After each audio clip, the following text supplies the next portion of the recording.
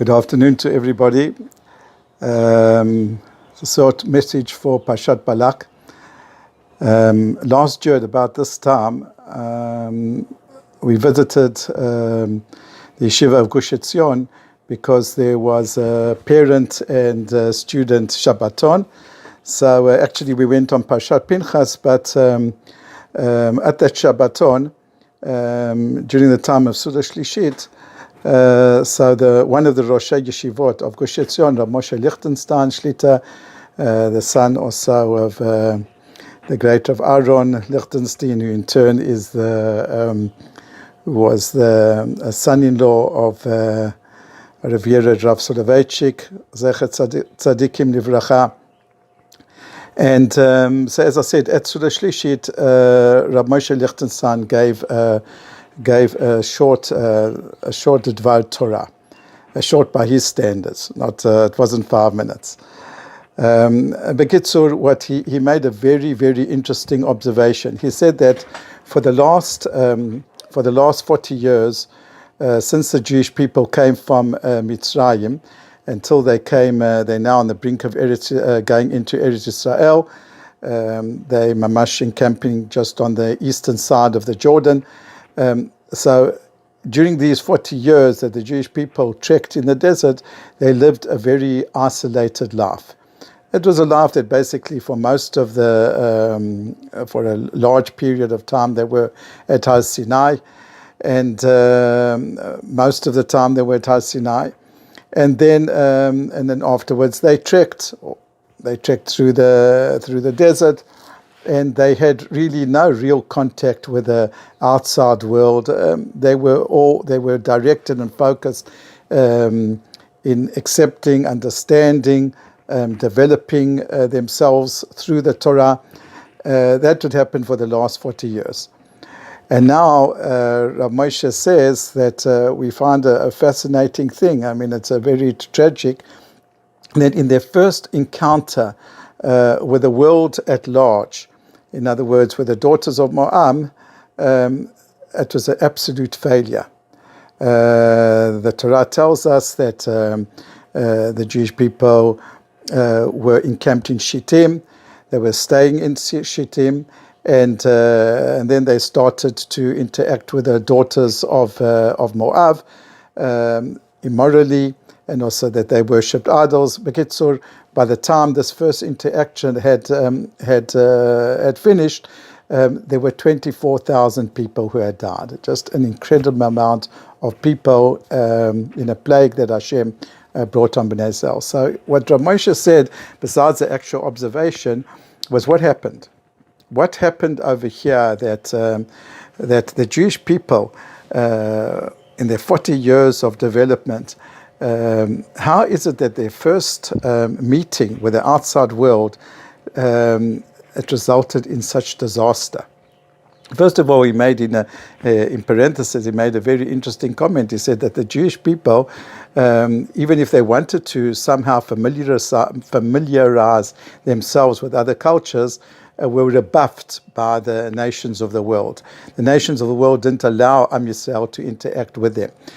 For example, when Moshe Rabbeinu says to the people of Edom, you know what, we want to pass through your land, we'll pay for whatever we're going to use of the land, be it water, be a little bit of food. Let us just go through your land on our trek and on our way to Am Yisrael. And we all know the story that the king of Edom said, under no circumstances, you're not coming into my borders, you're not mixing with me. And they had to then circumvent that whole area, which led to them complaining, and then there was a problem with the snakes, etc. But Begitzur, when the Jewish people wanted to interact, at least to familiarize, to take a note, to look with the nations of the world, so they were met with askance and with rejection by the nations of the world. And now, when they had a chance, it just was a disaster. So I'm sharing you with what Rav Moshe is saying, and I think afterwards, I mean, I think that what he's saying, he got from his father. He didn't mention it, but I'd like to read to you afterwards what his father, the famous Rav Aaron Lichtenstein Zecher Tzadik Livracha said.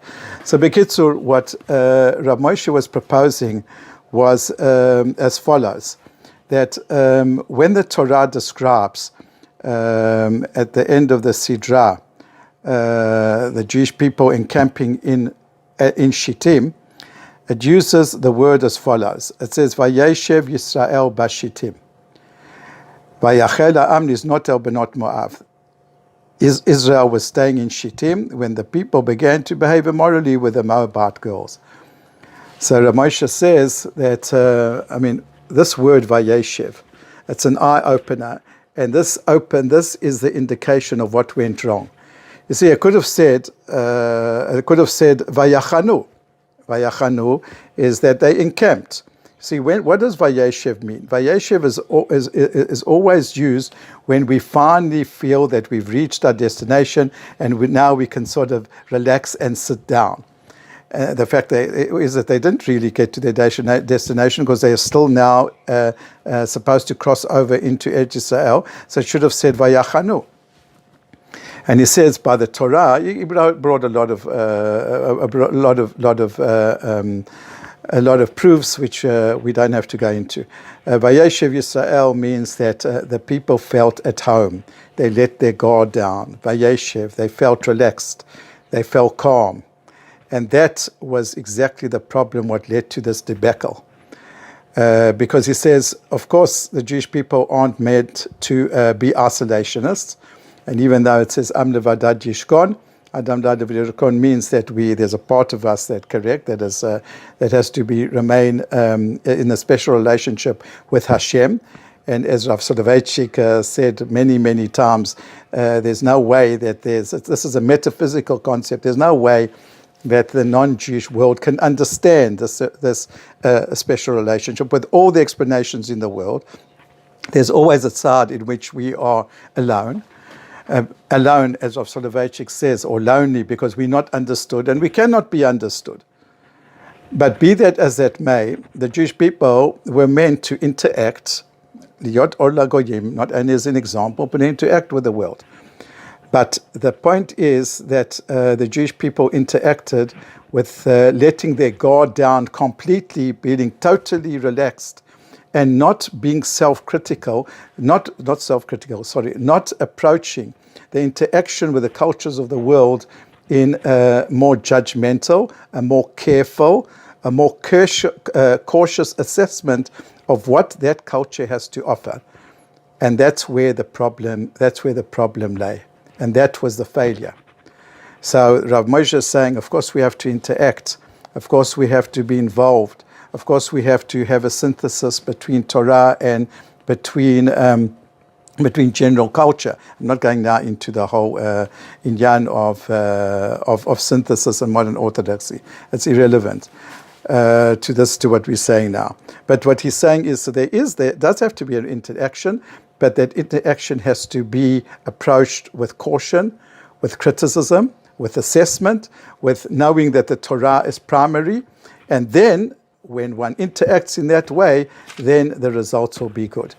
And let me now conclude with reading for you, what Rav Moshe is saying now, I think is exactly what his father is saying. You can see over here, this is a book called, of his father, Rav Aaron Lichtenstein. It's called Leaves of Faith, and it's page 98. And the essay that Rav Aaron is writing is it's titled "A Consideration of Synthesis from a Torah Point of View." He's speaking about combining Torah with secular learning. Not when I say secular learning, and this is what Rav Aaron Lichtenstein is speaking about. He's not speaking about science. He's speaking about humanities. And in it, he says he gives the following words of caution. Now, of course, I'm reading him.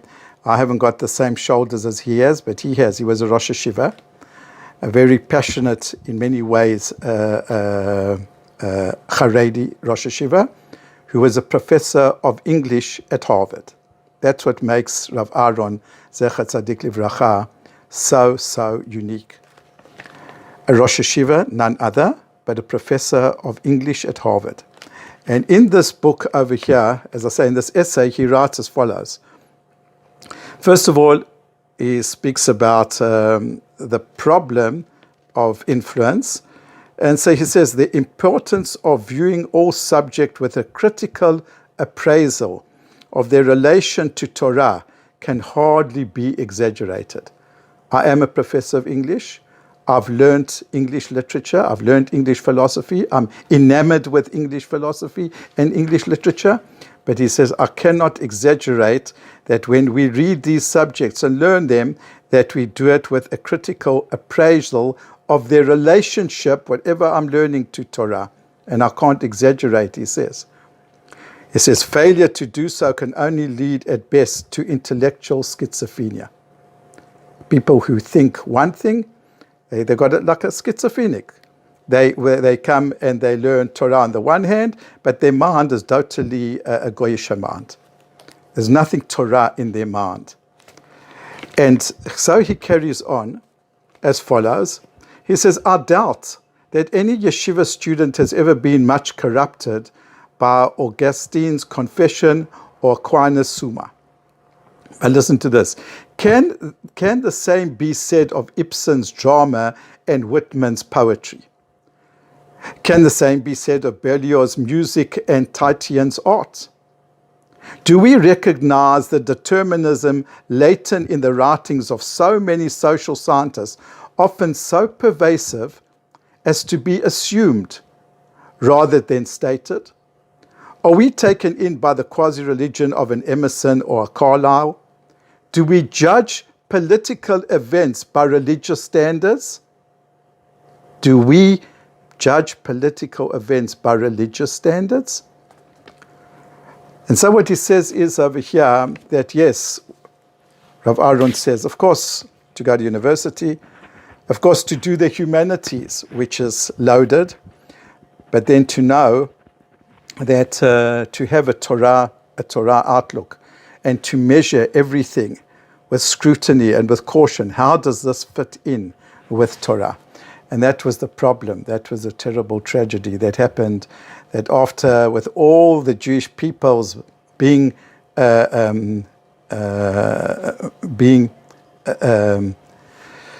influenced by the Torah, being educated by Torah, educated by Moshe Rabbeinu. But when it came now to their first, as I say, interaction with the culture of the day, one of the cultures of the day, in which they were allowed to interact, but they approached it in a very casual way, without being critical enough, without approaching it, and trying to understand how this culture does it. When we interact with this culture, with the people of the culture, do we hold on to a perspective in which everything has to be weighed against Torah? So yeah, that's the great lesson. One of the great lessons, one of the prerequisites in our synthesizing modern life with Torah. Have a Shabbat Shalom.